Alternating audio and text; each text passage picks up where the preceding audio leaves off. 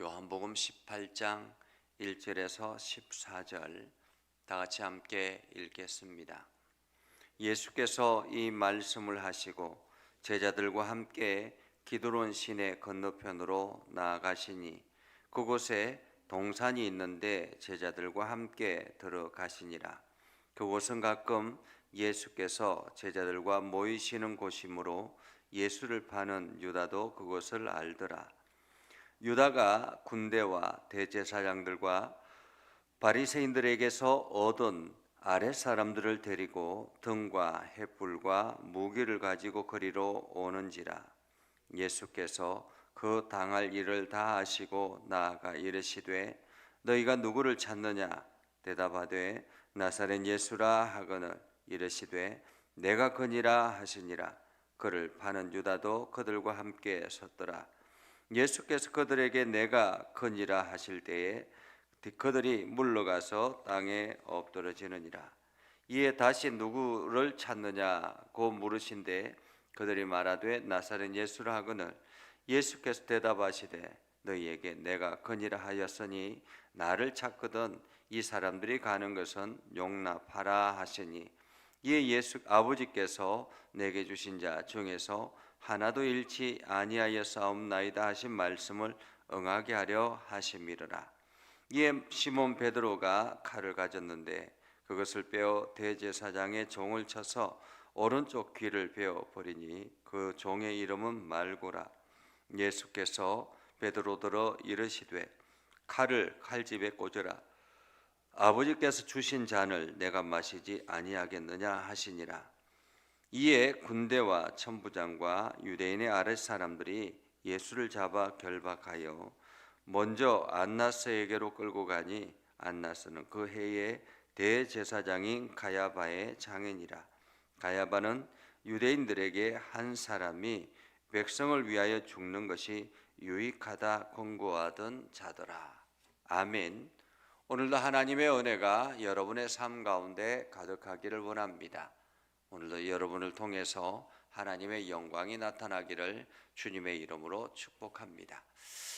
예수님께서 이제 마지막 십자가의 길을 걸어가려고 하는 그러한 때였습니다. 예수님께서 이 제자들을 위해서 기도하고 마지막 대제사장적 기도를 하고 난 다음에 이제 드디어 때가 되었다라는 것이죠.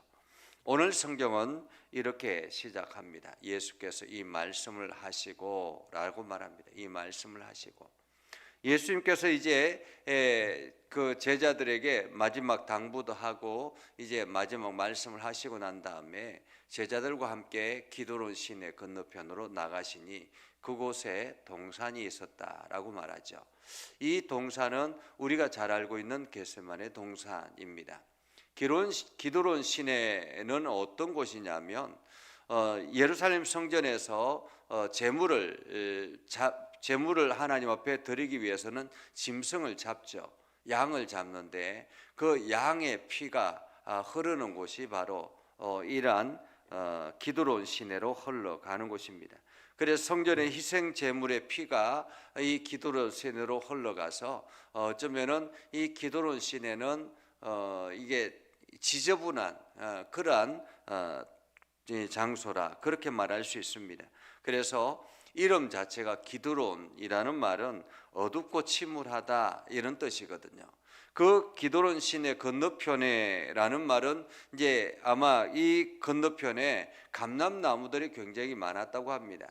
그래서 양의 이 짐승의 피들 희생의 제물의 피가 그곳으로 다 흘러갔기 때문에 그곳의 토양이 굉장히 좋았던 것 같습니다. 그래서 그곳에는 감람나무들이 굉장히 많이 자라고 그 감람나무의 열매를 짜서 감람유를 만드는 기름을 만드는 그러한 곳이기도 합니다.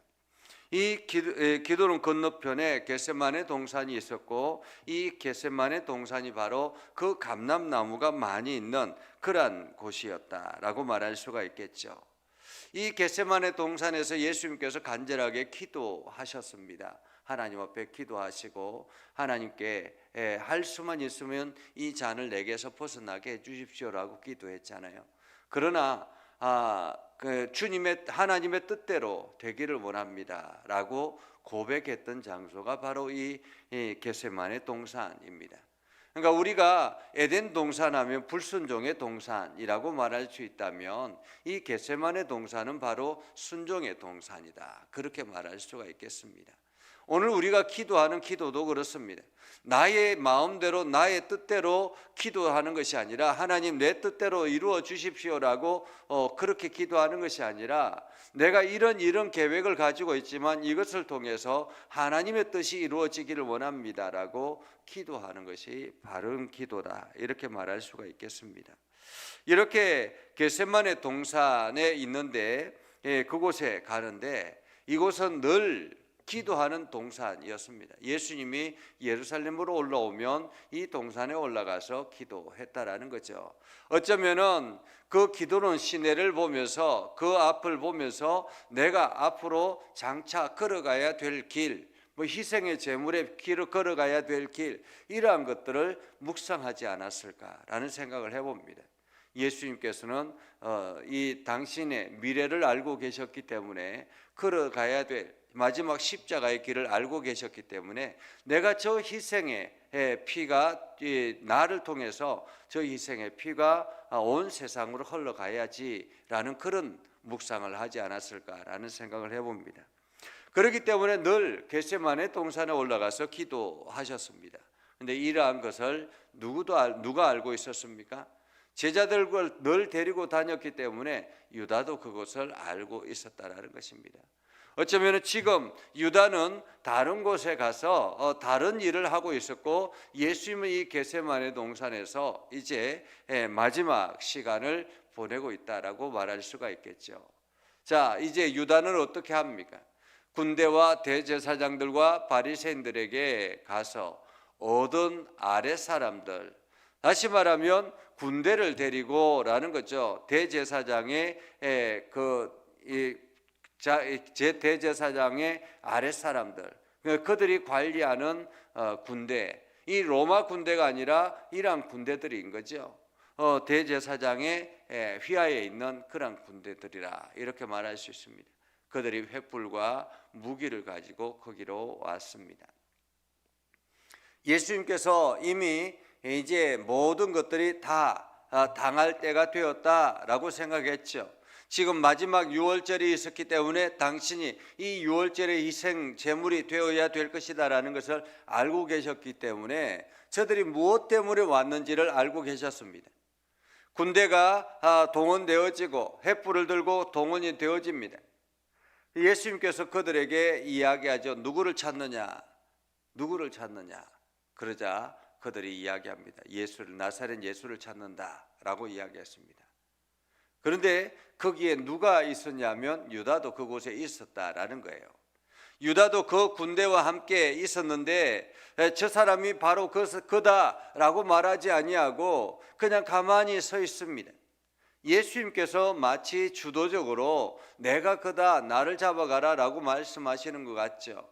예수께서 그들에게 내가 그니라 하실 때에 그들이 물러가서 땅에 엎드러졌다. 이것은 예수님께서 내가 그다라고 말씀하셨을 때에 그 권위가 얼마나 이게 압도되었는지 이 잡으러 왔던 사람들이 뒷걸음치다가 넘어졌다라는 말이에요. 그러니까 예수님이 내가 그다라고 말씀하시자 그 사람들이, 잡으러 왔던 사람들이, 오히려 횃불을 들고 무기를 들고 있는 그들이 오히려 더 놀라서 뒤로 자빠졌다라는 것입니다. 뒤로 자빠졌다.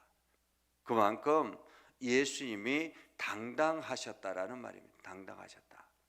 위기의 순간에도 자기를 잡으러 오는 그 사람들에게, 무기를 들고 있는 그 사람들에게 내가 그다라고 말씀하시는 예수님의 모습을 우리는 상상해 봅니다.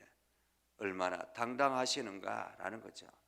고난 앞에도 자기가 걸어가야 될 그 고난의 길이 눈앞에 펼쳐져 있는데도 불구하고 오히려 당당한 예수님의 모습을 봅니다.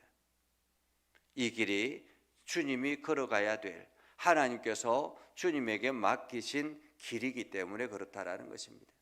때로는 우리가 인생길을 걸어가는데 고난이 찾아올 때가 있습니다. 내가 주의 말씀대로 순종하며 나아가는데 고난이 찾아올 때가 있습니다. 어려움이 찾아올 때가 있습니다. 그때 우리는 어떻게 하면 이 위기를 벗어날까라고 고민할 때가 있습니다.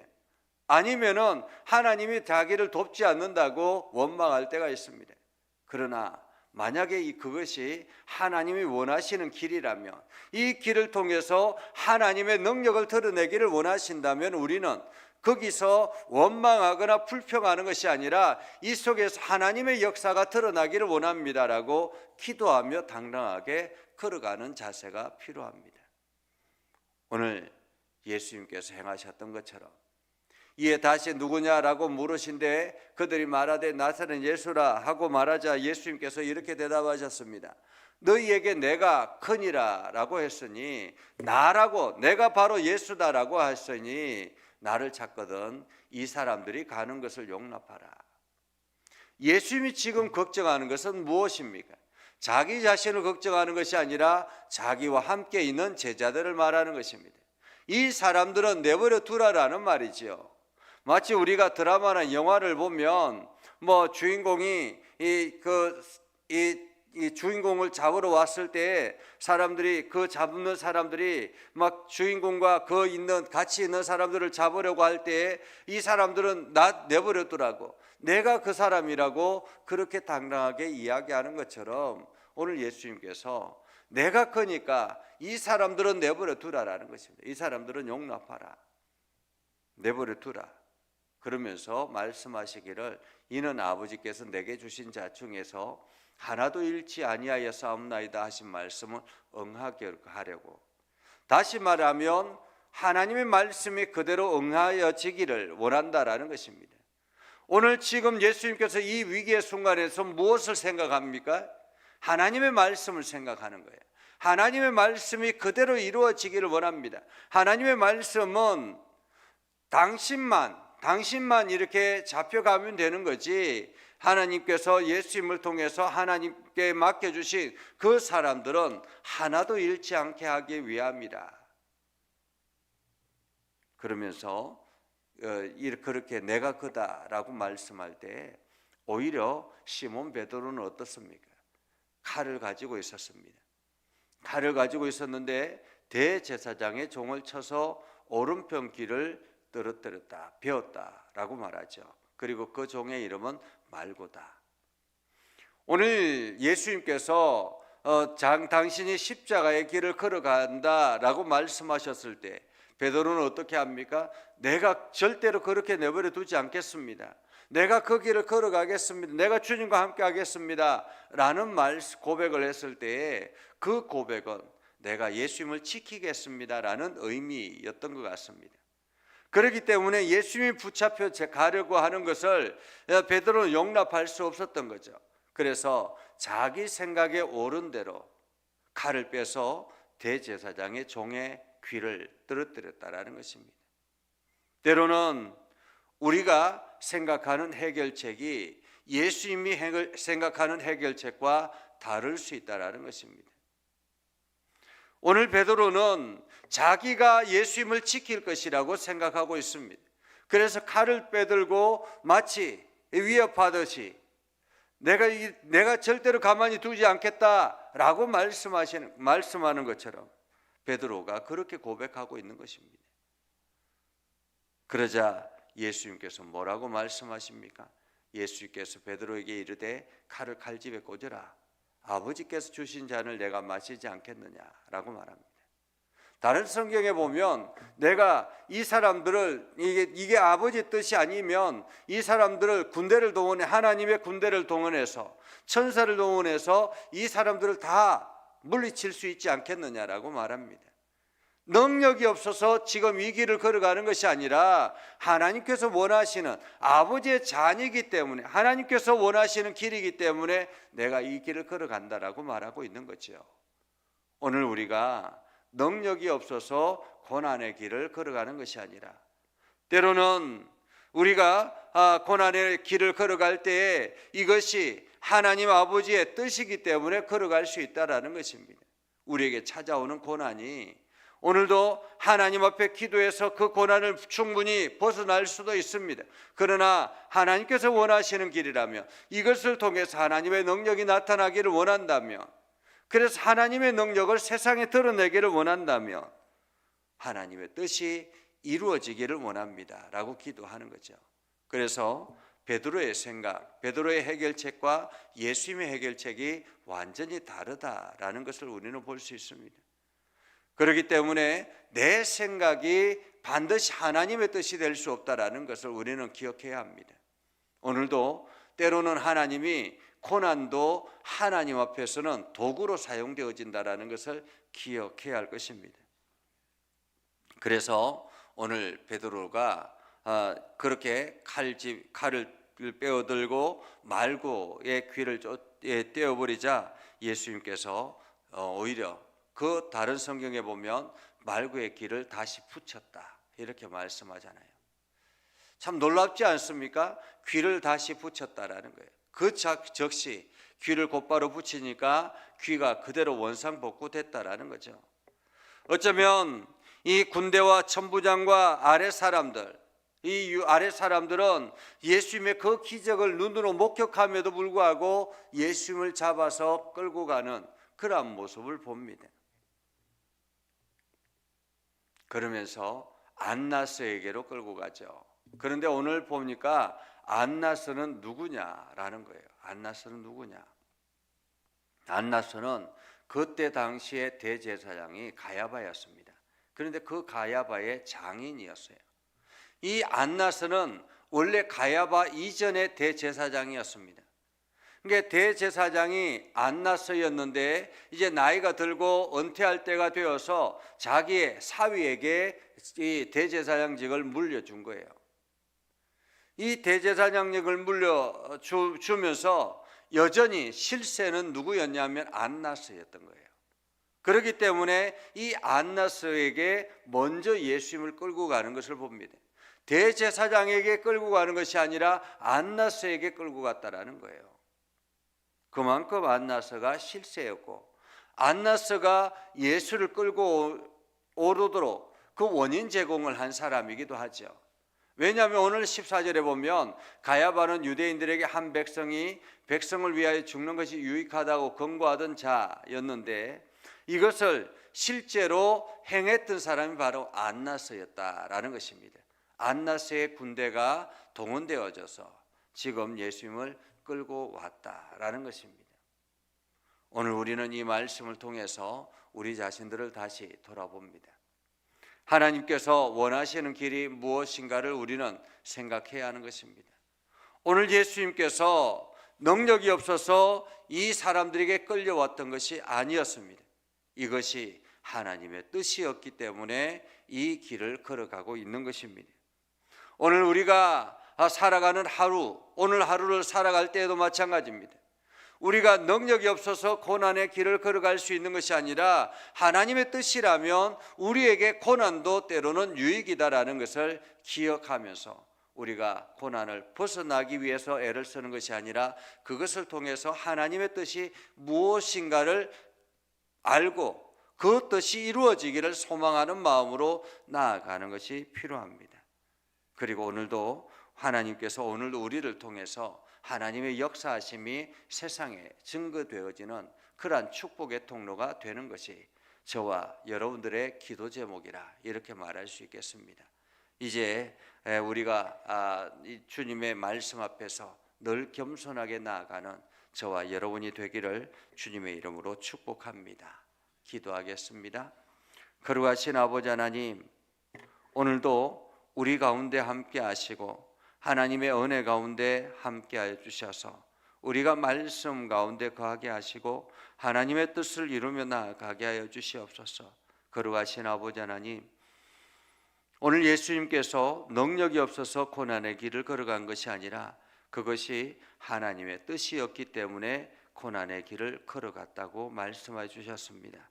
하나님, 우리에게 주어지는 환난이나 고난이 때로는 그것이 하나님의 뜻을 이루는 도구가 될 수 있음을 우리가 기억하고 오늘도 나에게 주어진 시간들, 나에게 주어진 환경들 속에서 하나님의 뜻을 발견하는 지혜가 있게 하여 주시옵소서. 그래서 순종하며 하나님의 뜻을 이루게 하여 주시고 하나님의 영광만이 나타나도록 우리를 들어 사용하여 주옵소서. 오늘도 말씀 안에 거하기를 원합니다. 하나님 우리 가운데 역사해 주시고 하나님의 놀라운 역사들이 세상에 증거되어지도록 우리를 붙잡아 주시옵소서. 예수님의 이름으로 기도드리옵나이다. 아멘. 이제는 우리 구주 예수 그리스도의 은혜와 하나님 아버지 극진하신 사랑과 성령님의 감화 감동 역사 위로 교통하시며 은혜가 주의 말씀 가운데 있는 믿음의 백성들 위해 하는 모든 일들 위해 영원토록 함께 하옵시기를 간절히 축원하옵나이다. 아멘.